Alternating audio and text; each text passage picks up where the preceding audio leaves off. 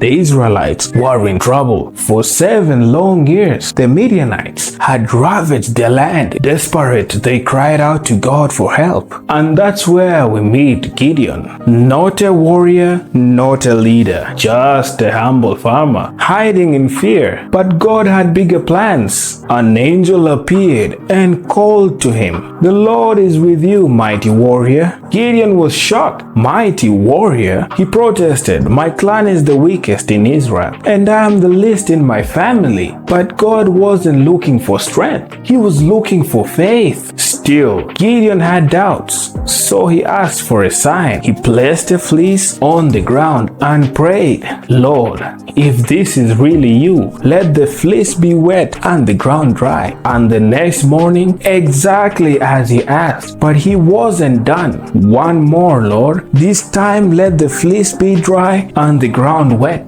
And again God answered. Now it was time for battle. Gideon gathered an army of 32,000 men ready to fight. But God had a different plan. "That's too many," he said. "If you win like this, Israel will think they saved themselves."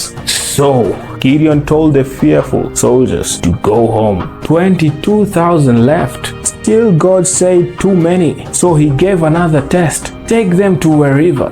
Watch how they drink." When it was over, only 300 remained. 300 men against an army as vast as locusts. Impossible? Maybe for man, but not for God. At night, Gideon led his men to surround the Midianite camp. No swords, no spears, just trumpets, torches, and clay jars. And at his signal, they smashed the jars.